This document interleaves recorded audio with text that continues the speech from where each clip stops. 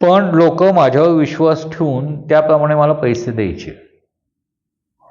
जे दुसरी बिल्डिंग विकत असताना मी माझ्या आईचं सगळं सोनं सोडवलेलं होतं.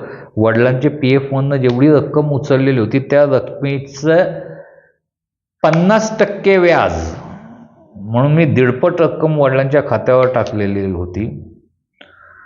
कर्ज तर सगळ्यांचे फिटलेले होते. राहिलेल्या 2 बिल्डिंग आणि प्लस माझ्या खात्यावर असलेले पैसे हे जर कॅल्क्युलेट केले असते तर दोन्ही बिल्डिंग मी फुकट बांधू शकत होतो.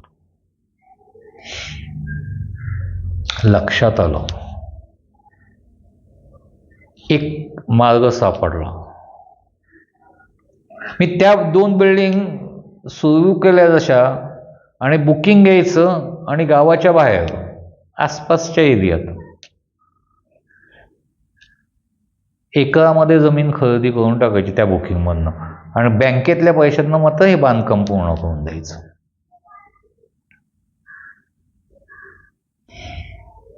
बिल्डकॉनचा जन्म असा झाला. 5वी बिल्डिंग संपत असताना माझं लग्न ठरलं. अल्पा एक सावळी, गोड, सुंदर, करारी नजरेची मुलगी भिजभिजत्या डोळ्यांनी माझ्याकडे बघत होती दाखवण्याच्या कार्यक्रमाला. पण एक नजरेत तिचा आत्मविश्वास होता. तिला खात्री वाटत नव्हती हा आपल्याला पसंत करेल. शाळेत शिक्षिका होती. मला दिसणारी बायकोपेक्षा असणारी बायको हवी होती. गोरी गुमटी सुडौल डॉल आणली असती तर कदाचित आज मी तुझ्यासमोर आलो नसतो, पटवलं, गायब झालो असतो, कारण ती घाबरली असती. पण ही जी पोरगी होती ना, हिच्या चेहऱ्यावर एक आत्मविश्वास होता. तसे काय तिचे तात्या फार श्रीमंत होते अशातला भाग नाही. खाऊन पिऊन सुखी घर होतं. नाही, देणे घेणे देखील ते करू शकतील असं वाटत नव्हतं. पण मी बसल्या बैठकीमध्येच त्यांना विचारलं, तुम्हाला जर राग येणार नसेल तर 1-2च मिनटं मी यांच्याशी बोलू शकतो का? मला कुठेही हॉटेलमध्ये जायचं नाही, कुठेही जायचं नाही, कुठेही बाहेर जायचं नाही, मी फक्त समोर किंवा गच्चीवर जाऊन बोलतो. मुलीच्या आई वडिलांनी होकार दिला. ती आली हळूच. मी गच्चीत गेल्यावर ती मागणं आली हळूच.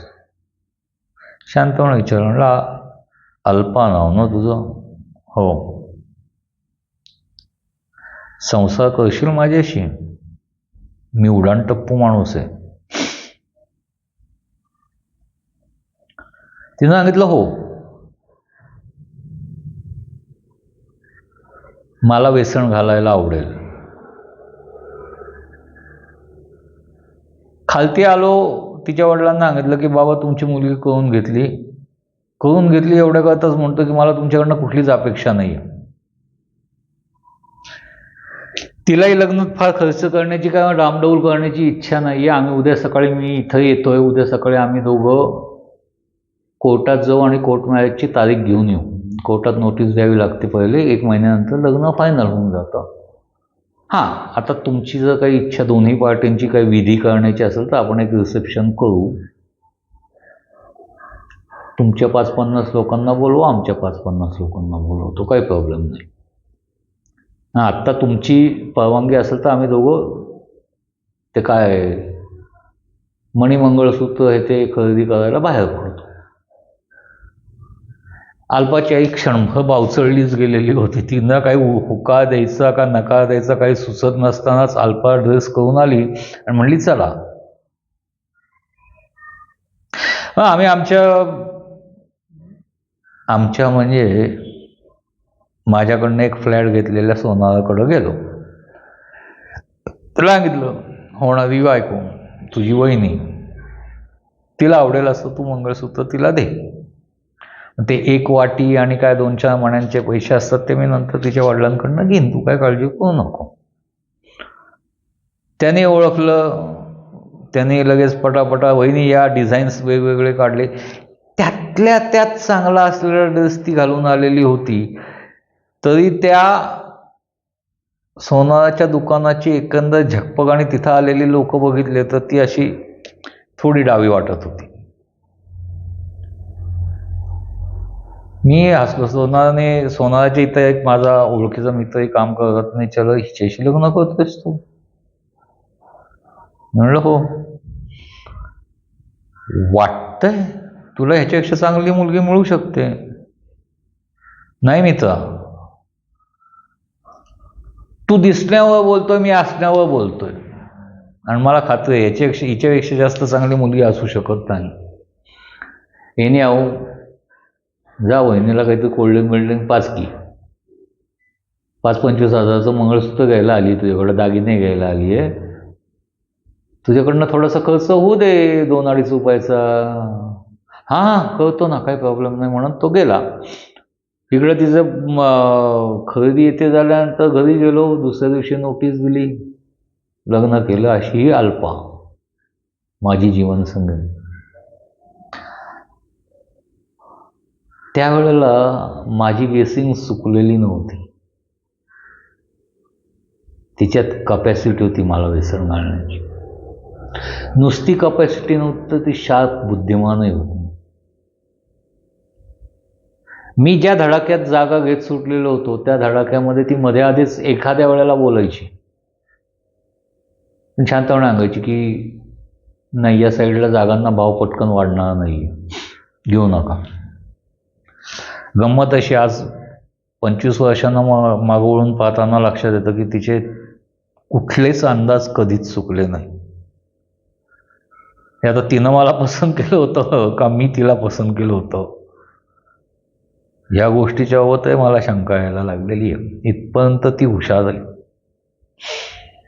तिनंच काल रात्री मला फोन करून सांगितलं की असं झालंय, उद्या तुम्ही चौकीवर 10 हजर व्हा, लुकआउट नोटीस काढतात तुमच्या नावात, हे मला आवडणार नाही, आणि म्हणून पटवून मी तुझ्याकडं आलो. हा झाला मध्य. माझ्या एक लक्षात आलेलं होतं, प्रॉमिसरी नोट लिहून दिली आणि ती जर वेळेत पूर्ण झाली नाही तर गोंधळ होऊ शकतो, केस होऊ शकते, आणि मला निष्कलंक करायचं होतं. गंमत अशी झाली की त्याच वेळेला अल्पाच्या घरी तिला सख्खा भाऊ कोणी नाही, म्हणून तिचा एक मित्र श्रीकांत माझा कान पिळायला आला होता.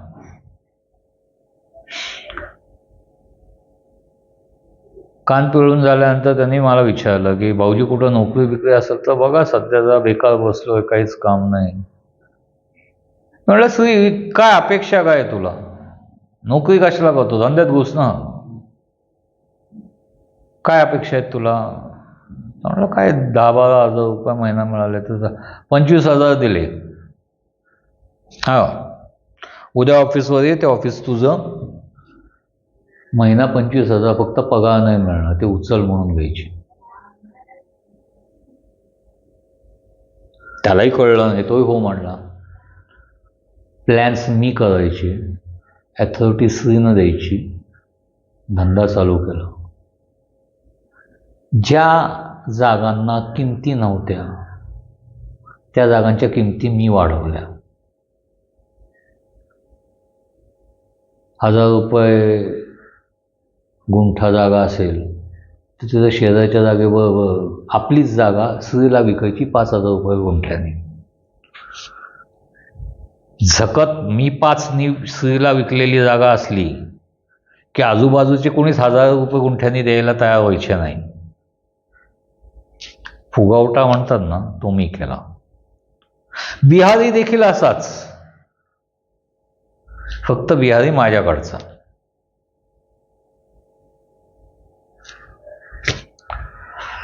गेलो होतो 1-2 व्यवहार करायला.